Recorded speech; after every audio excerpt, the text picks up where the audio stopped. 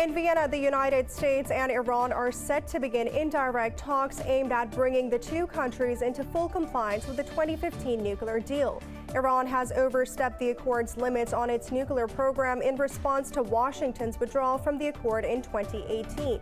On Monday, a U.S. State Department spokesperson said Washington is ready to review sanctions if Iran comes into compliance with the deal.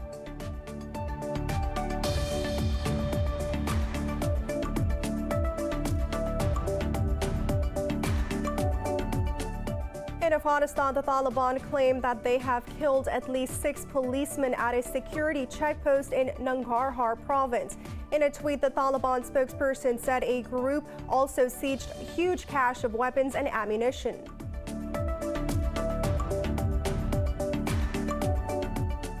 Russian Foreign Minister Sergei Lavrov has arrived in Pakistan today on a 2-day official visit. In a statement, Foreign Minister Shah Mahmood Qureshi said the ties between the two countries are taking a new turn, especially in economy and defense. The foreign minister said both countries are playing their role in the Afghan peace process.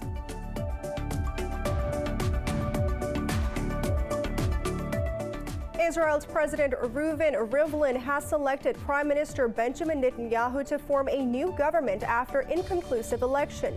Netanyahu, who is Israel's longest-serving leader, now faces the tough task of enlisting allies for a governing coalition. Under law, Netanyahu will have 28 days to form the government, with the possibility of a 2-week extension.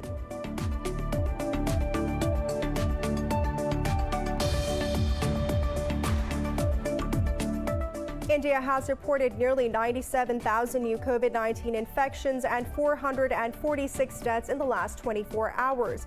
Meanwhile, Pakistan has registered over 100 COVID-19 deaths and nearly 4,000 cases overnight. In Pakistan, on-campus classes for students till the 8th grade in districts affected by coronavirus will remain suspended till the 28th of April.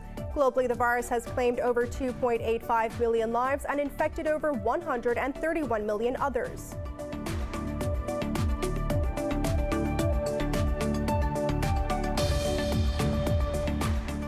And in football, Barcelona beat Real Valladolid 1-0 in their Spanish La Liga face-off. Ousmane Dembele's dramatic late winner gave Barca a huge boost in their title challenge. Barca are now in second place with 65 points, only one behind leaders Atletico Madrid.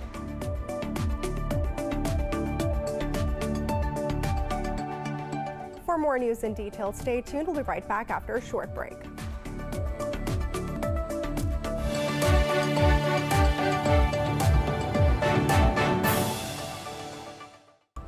Welcome back.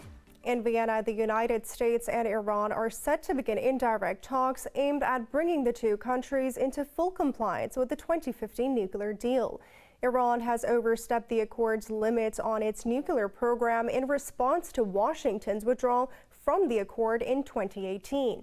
On Monday, a U.S. State Department spokesman said Washington is ready to review sanctions if Iran comes into compliance with the deal.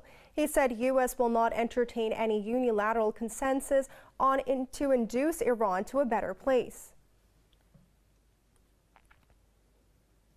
In Afghanistan, the Taliban claim that they have killed at least 6 policemen at a security checkpost in Nangarhar province.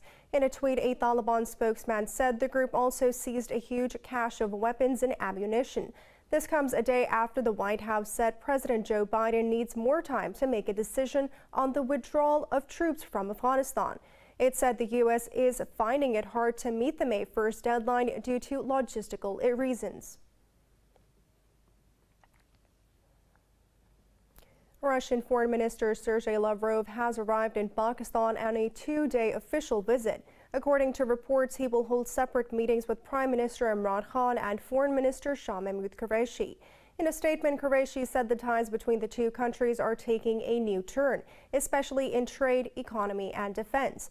The foreign minister said both countries are playing a vital role in the Afghan peace process. He noted the two states want to take forward the North-South gas pipeline project. Qureshi said Islamabad will also put forward its concerns regarding India during the meet. Indian troops have arrested several youths during 2 women in occupied Jammu and Kashmir. The people were targeted during violent cordon and search operations in different areas of the territory. Meanwhile, another Indian soldier has committed suicide in Srinagar. At least 499 Indian troops have killed themselves in the occupied territory since January 2007 to date. Russia says it opposes sanctions against the junta in Myanmar, terming them extremely dangerous. A Russian foreign ministry spokesperson said such policies would push the Burmese towards a full-blown civil conflict. In a statement, the spokesperson said a course towards threats and pressure against Myanmar's military has no future. Meanwhile, anti-coup demonstrators carried out a red paint strike in Myanmar's biggest city of Yangon. Protesters tossed red paint onto the streets, representing the blood of hundreds killed by the troops. According to an advocacy group, security forces have killed more than 570 people in protests against the February 1st coup. China's Navy says its carrier group is exercising near Taiwan, and such drills will become regular. This comes after Taiwan said the Chinese Air Force intruded into the island's defense identification zone. China's Navy said the aim of the ongoing exercises is to enhance forces' capacity to defend national sovereignty. It said the carrier group is led by the Liaoning, which is China's first aircraft carrier put into active service. Earlier, Taiwan's defense ministry said it had a full grasp on the situation and is handling it appropriately. Israel's President Reuven Rivlin has selected Prime Minister Benjamin Netanyahu to form a new government after an inconclusive election. Netanyahu's Israel's longest-serving leader now faces the tough task of enlisting allies for governing a coalition. Under the law, he will have 28 days to form the government, with a possibility of a 2-week extension. Rivlin made the announcement after consultations with political parties on granting the mandate. Netanyahu received more endorsements than his challengers, leading to the president's televised announcement. The Israeli occupation forces have arrested 6 Palestinians and assaulted 2 others from across the West Bank. The Palestinian Prisoner Society says 3 people were detained in southern Bethlehem district. In HAMZA, Israeli soldiers ransacked several houses and beat up 2 residents. Meanwhile, a girl was detained after being stopped at a checkpoint in North Hebron city. Over 4,500 Palestinian political detainees are languishing in Israeli jails, including women and children.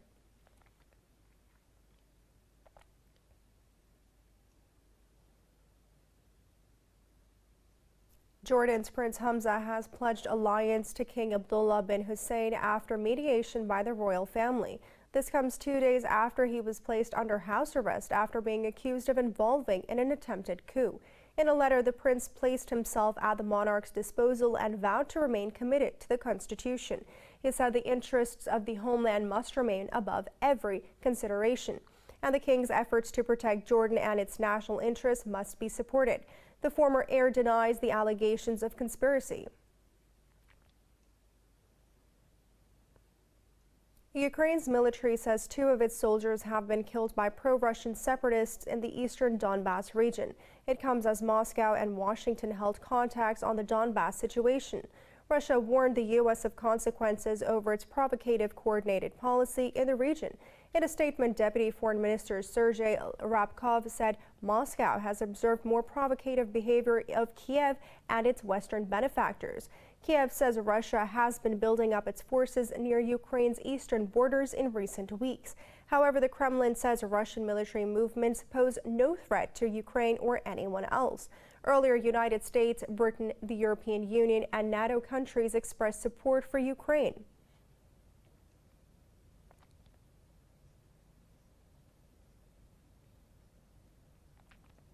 In Russia, a jailed Kremlin critic Alexei Navalny has been moved to a sick ward with symptoms of a respiratory illness.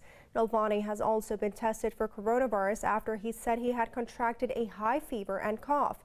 In a social media post, he claimed a 3rd person out of 15 in his unit had been hospitalized with tuberculosis. Navalny has accused prison authorities of depriving him of sleep and refusing to give him proper medical care. He has been on a hunger strike, and his team said he had already lost 8 kilograms even before the strike. In Nigeria, more than 1,800 inmates have escaped from a prison in the southeastern town of Owerri after it was attacked by gunmen. Officials said attackers used explosives to blast the administrative block and entered the prison yard. Police said the gunmen carried rocket-propelled grenades, machine guns, explosives, and rifles.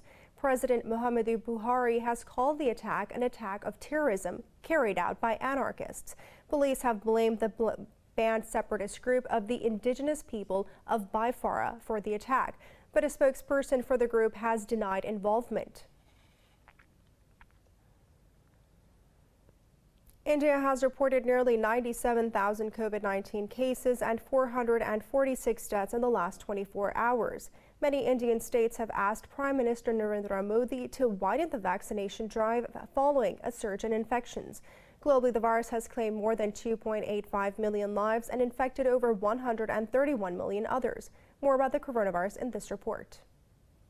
Nations' fight against the COVID-19 pandemic goes on with controversies around the vaccines. Mexico's president says he will not be taking the COVID-19 vaccine, arguing that he still has sufficient levels of antibodies in his system following his bout with the virus earlier this year.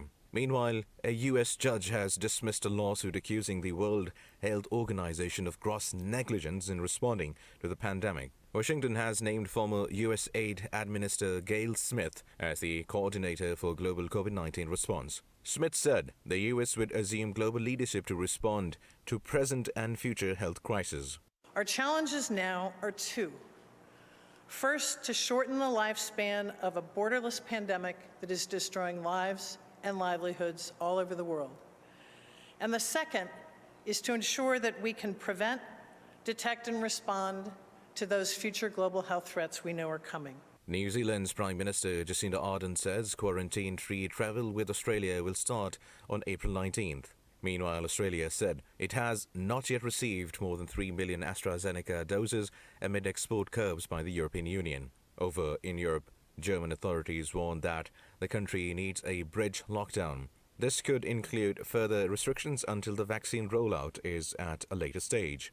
British Prime Minister Boris Johnson has given a green light for all businesses to reopen across the country from next Monday. And the net result of your efforts, and of course with the vaccine rollout, is that I can today confirm that from Monday the 12th of April we will move to step 2 of our roadmap. Reopening shops, gyms, zoos, holiday campsites, personal care services like hairdressers, and of course beer gardens and outdoor hospitality of all kinds. Meanwhile, in Bangladesh, at least 3 people are in critical condition after being shot by police during a protest over COVID-19 restrictions. In Pakistan, the government says there will be no in-person classes for grades 1 to 8 in COVID-19 hotspots until 28th April. Education Minister Shafqat Mahmood said this while talking to media after a meeting of the National Command and Operations Center. Mahmood said the classes for grade 9 to 12 will resume from the 19th of April in these districts. The decision came amid the worsening coronavirus situation in the country. Pakistan recorded its highest single-day fatalities overnight with 103 deaths and nearly 4,000 infections.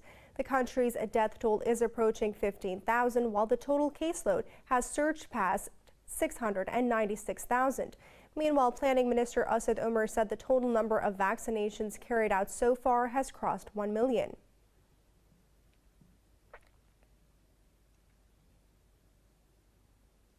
It's now time for a short break. Stay with us.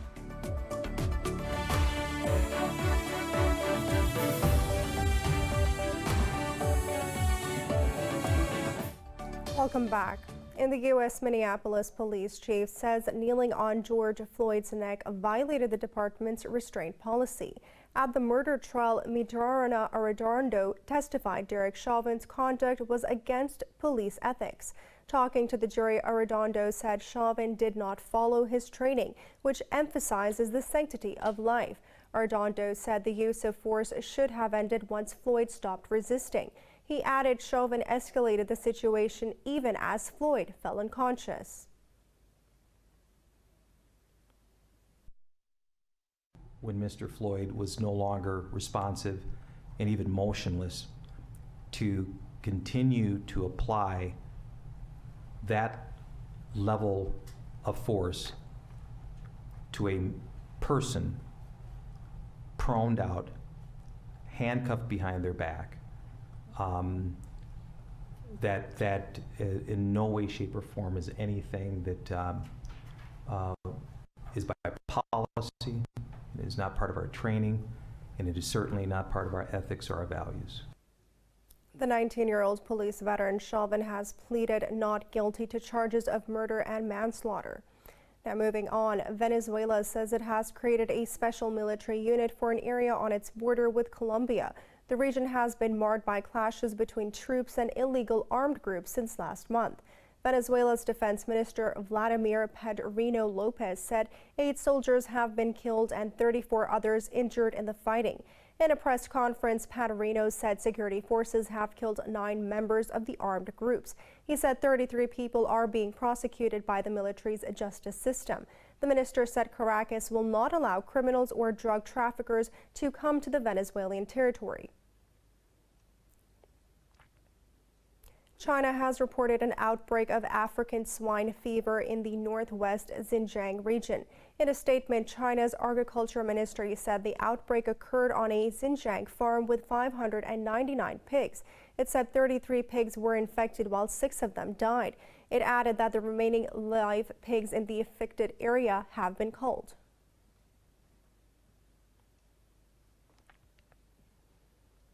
The death toll from the floods and landslides in Indonesia and East Timor has risen to over 150. Search and rescue teams say more than 70 people are still missing in Indonesia. Indonesia's disaster management agency said it had recorded 130 deaths in a cluster of remote islands near East Timor, while the local authorities have also listed another 27 as dead. The National Disaster Agency has warned of extreme weather for the next few days. A spokesperson for the agency said authorities are still working to evacuate remote communities and to provide shelter. Authorities say they are scrambling to shelter evacuees while trying to prevent any spread of COVID-19. In Bangladesh, the death toll from a weekend ferry capsize has risen to 34 after rescuers recovered 9 more bodies from waters near the country's capital. Rescuers are searching for other missing passengers. Officials said the boat was carrying around 150 passengers and some 50 of them managed to swim ashore. The district administration said they have begun investigation into the incident. The ferry sank in Shitalakshya River after colliding with a cargo vessel over the weekend. U.S. President Joe Biden has struck a hopeful note as Americans spent their second Easter holiday under the coronavirus pandemic. Biden appeared on the balcony of the White House with the First Lady and a mask-wearing Easter bunny. Speaking on the occasion, Biden said the virus is not gone, and for the second year in a row, most will be apart from their families and friends. However, the president quoted the scripture saying the joy is almost here. We will rebuild our nation. We will re-engage and reimagine what we can be. We'll remember that with faith, hope, and love, anything is possible. And we look forward to next year when the White House will ring with joy of the season once again, and there'll be an Easter egg roll, God willing. The U.S. Supreme Court has handed Alphabet Incorporation's Google a major victory in a copyright case. The top court ruled that Google's use of Oracle's software code to build Android operating system did not violate federal copyright law. In the ruling, the judges overturned a lower court's ruling that termed Google's move unfair. The decision spares Google of a potentially massive damages verdict as Oracle sought over $8 billion. The two tech giants have been feuding since Oracle sued for copyright infringement in 2010. Oracle accused Google of plagiarizing its Java software, but Google said it only used elements of the code needed to run a program.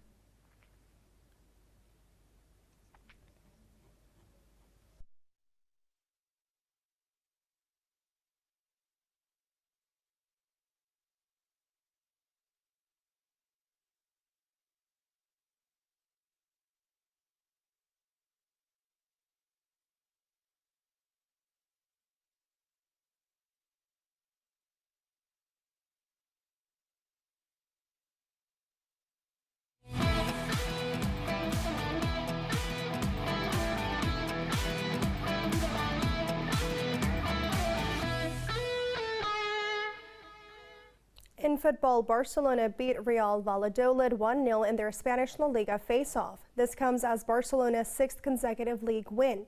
Ousmane Dembele's dramatic late winner gave Barca a huge boost in their title challenge. The French forward volleyed home from Ronald Araujo's flick-on in the last minute to seal Barca's win. Valladolid showcased a disciplined yet bold performance, but failed to hit the target each time. Barca are now in second place with 65 points, only one behind leaders Atletico Madrid. And in the English Premier League, West Ham United have boosted their hopes for a top four finish with a 3-2 win over Wolverhampton Wanderers. The win lifts West Ham to fourth place with 52 points, a point ahead of fifth place Chelsea.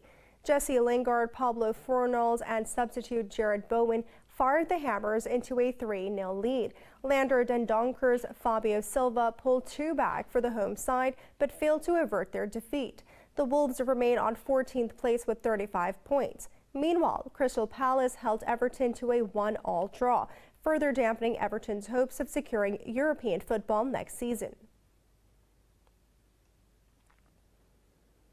North Korea has announced it will not take part in the Tokyo Olympics this year. The country's sports ministry said the decision is to protect athletes from COVID-19. This makes North Korea the first major country to skip the delayed Tokyo Olympics due to the pandemic. It has quashed South Korea's hopes of an Olympic breakthrough in its relations with Pyongyang. President Moon Jae-in had hoped the Games could be a catalyst for progress between the two Koreas. The Korean War ended in 1953, but the relationship between Pyongyang and Seoul remains hostile.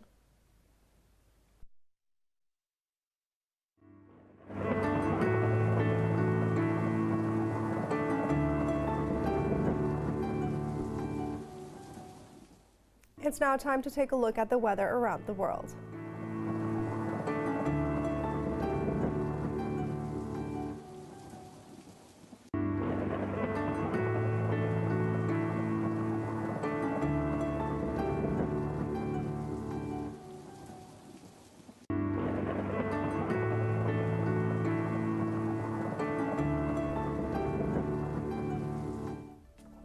For the latest news updates, you can follow us on our social media at indus.news.